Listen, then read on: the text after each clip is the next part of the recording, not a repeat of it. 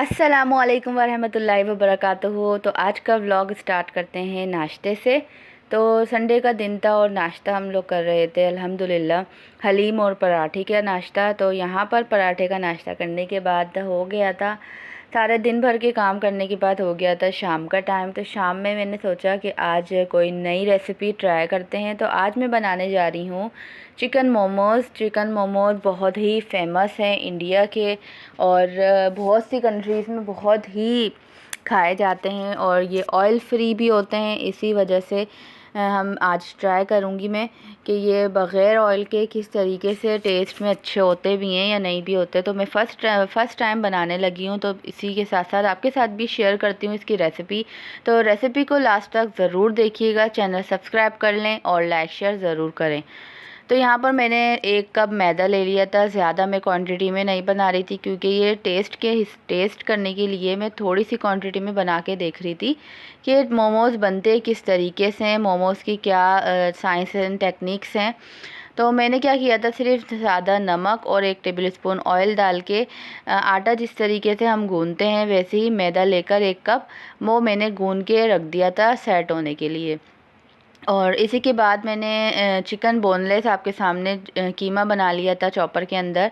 इसके अंदर मैं डालूँगी काली मिर्च और नमक और थोड़ा सा इसके अंदर जाएगा चिकन पाउडर और इसी के साथ साथ मैं इसमें शामिल कर दूँगी सोया सॉस। सोया सॉस आप इसमें लाजमी डालें। अगर आपके पास चिकन पाउडर नहीं है तो आप चाइनीज़ सॉल्ट भी डाल सकती हैं। चाइनीज़ सॉल्ट नहीं है तो 1 चिकन क्यूब्स जो आती है ना, कनौर चिकन क्यूब्स, वो भी आप इसके अंदर ऐड करते हैं।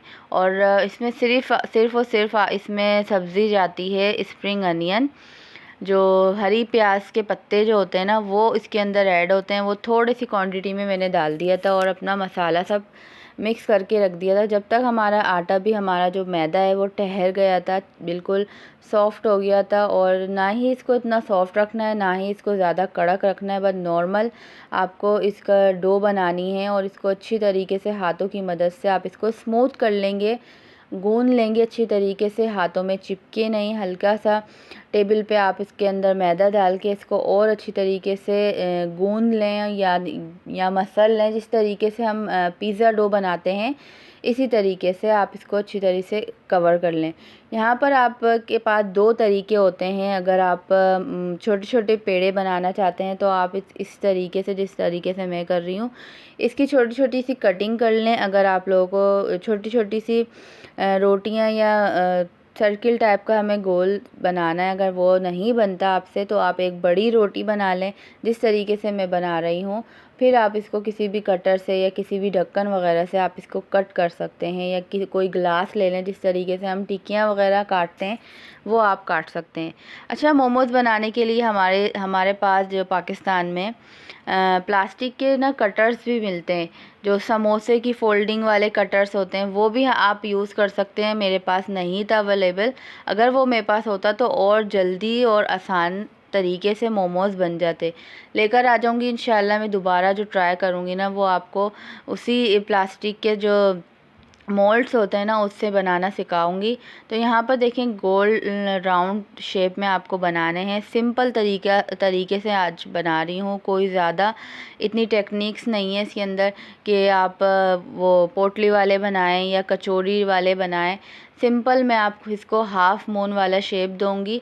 इसको बस फोल्ड कर देंगे और चारों तरफ से इसकी गोलाई जो है ना उसको दबा देंगे। आप कांटे की मदद से दबा दें, हाथों से दबा दें, बस आपके ऊपर डिपेंड करता है। बस ये मेरा मकसद बनाने का यही था कि मैं फ़र्स्ट टाइम इसको बना के ट्राई करूं और बच्चों को सबको जैसे खिला के एक आइडिया ले लूं कि किस तरीके का ये टेस्ट बनकर तैयार होगा।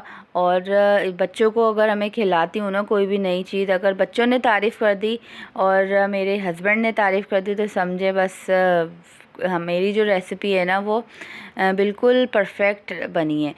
तो यहाँ पर मैं अपने जो मोमोज़ हैं ना सारे रेडी कर लूँगी। और दूसरी तरफ मैंने पानी बॉईल करने रख दिया था। उसके ऊपर मैंने क्या जुगाड़ लगाई थी कि घर की जो छन्नी होती है ना, वो मैंने इसके ऊपर रख दी थी और उसको कवर करके रख दिया था। जब सारे मोमोज़ बन जाएंगे फिर उसके बाद मैं क्या करूँगी, 10 से 12 मिनट के लिए सिर्फ आपको स्टीम के अंदर इसको पकाना है।